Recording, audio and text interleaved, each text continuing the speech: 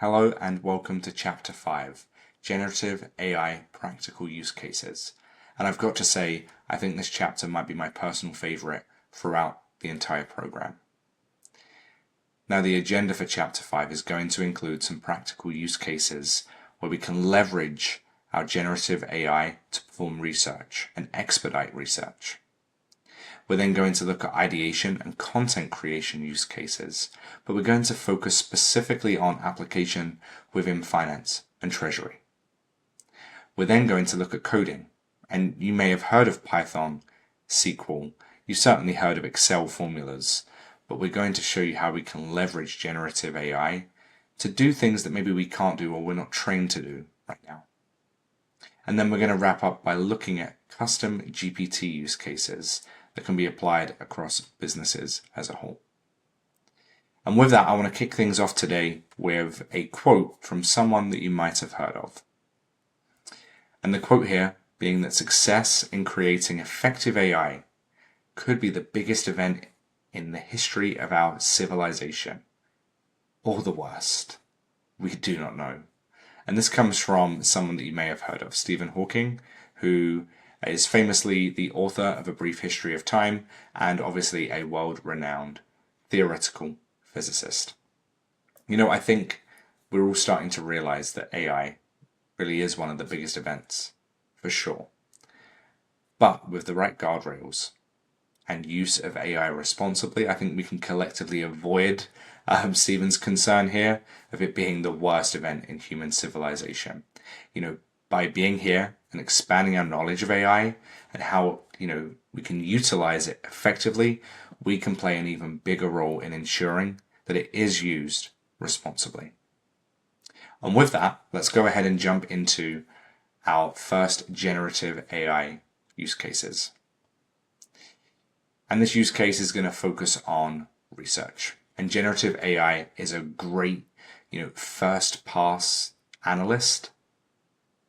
And, at the same time, should not be leveraged as the single source of truth for knowledge. It's here to support research activities and expedite research activities, but is not, this global wiki and knowledge and central kind of hub of truth. So there are countless use cases that we can apply within Finance and Treasury, where generative AI can be leveraged for expediting those research activities. Think of examples like accounting research for policies, whether it's ASCs, IFRS summaries, you name it, there's application for it within Finance and Treasury. As we think about benchmarking KPIs for different types of companies, that's going to vary, right? Our DSO, our DPO, our gross margins are going to vary, whether we're a software company or a manufacturing company or a consumer products company. And then from a treasury perspective, right, we can look at cash pooling research, intercompany loans, FX hedging if we need to understand that more, if we don't have the basics. We can lean on our large language models to support that. And what I love about the models more recently is the availability of deep research functionality.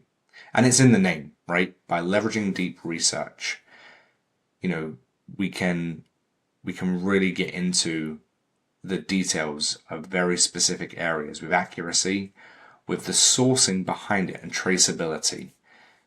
And that matters much more than speed when you think about research that we're performing. So what deep research does, it's going to search across, a number of external authoritative sources. It's going to actively cross-reference those sources and claims within them to validate them. It's going to produce explicit citations from within the sources that it references. And it's going to show where the information comes from, not just tell you what it is. Now note that deep research does not remove, your responsibility to validate the information, but it's certainly going to reduce the level of effort required to perform that validation. So what I want to do at this point is hop over into ChatGPT and let's explore its deep research functionality with a practical example. And I'll see you there shortly.